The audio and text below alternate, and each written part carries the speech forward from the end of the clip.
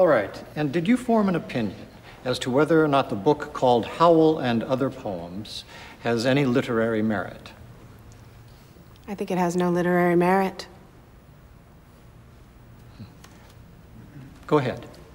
In order to have literary style, you must have form, diction, fluidity, clarity. Now, I'm speaking only of style. And in content, every great piece of literature, anything that can really be classified as literature, is of some moral greatness. And I think this fails to the nth degree. I see. Can you think of any other reasons? Yes, use of language. In regards to the figures of speech he uses, he fails in rhetoric, of course, for one thing, because his figures of speech are crude, and you feel like you're going through the gutter when you read that stuff. I didn't linger on it long, I assure you. What is obscene? Not just what acts or objects are obscene, but how do you even define the word? Would a poem be obscene if it had the line, with dreams, with drugs, with waking nightmares, alcohol and cock and endless balls? Well, there is such a poem. It's called Howl, written in 1955 by Allen Ginsberg, and is considered one of the most important literary works of the 20th century.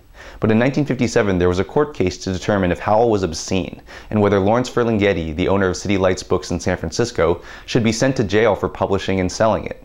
In the new film, also called Howl, we're given a look inside this trial, with dialogue taken from the court transcripts, while seeing James Franco play Ginsberg in a performance that provides more proof that Franco may be one of the best actors of his generation. Howl expertly weaves together three stories: the obscenity trial, a fictional interview that combines parts of real interviews with some creative license, and a recreation, and sometimes animation, of the first time Ginsberg read Howl at the Sixth Gallery in San Francisco in 1955. I saw Howl with a big Ginsberg fan, and he couldn't get over what a good job Franco did, not only recreating the voice, cadence, and mannerisms of Ginsberg, but adjusting it to fit Ginsberg as a young man, before he became a legend and the voice of multiple generations, capturing the excitement Ginsberg must have felt when he read Howl out loud for the first time. In the trial, which Ginsberg didn't attend, David Strathairn plays Ralph McIntosh, a lawyer with a long history of prosecuting obscenity cases, including one against Howard Hughes for having Jane Russell show off too much cleavage in the film The Outlaw. John Hamm of Mad Men plays Jake Ehrlich, a lawyer who was the inspiration for the TV lawyer Perry Mason, and defended the literary merit of Howl and the right to free expression.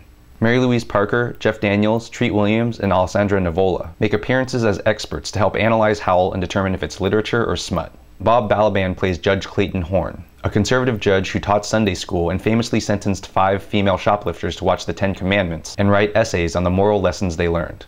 The trial represents an amazing moment in American history, where the repression, conformity, racism, and homophobia of the 1950s collided with the openness, free expression, questioning of authority, and creativity that would come to symbolize the 1960s.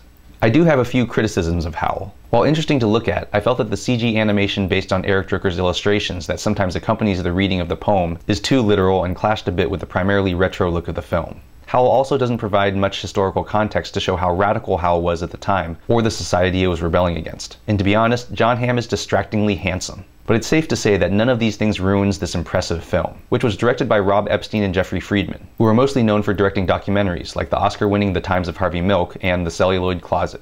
I read Howl for the first time after watching the movie, and it's amazing to experience the power this poem retains more than 50 years after it was written, or to think what the world would have lost if it had been banned. Conservatives like to claim that censorship is about protecting kids, morals, and society, but censorship isn't about protection, it's about control. Control over which people, organizations, and religions can be criticized. Control over what's considered normal and acceptable. Control over what ideas you're allowed to think, not for your protection, but to protect the status quo. Remember, it can take a while, but those that censor and oppress almost always lose in the end, just like they did with Howl. And in the words of Allen Ginsberg, "Oh, starry-spangled shock of mercy, the eternal war is here! Oh, victory! Forget your underwear! We're free!" I'm Jonathan Kim, and this is a ReThink Review.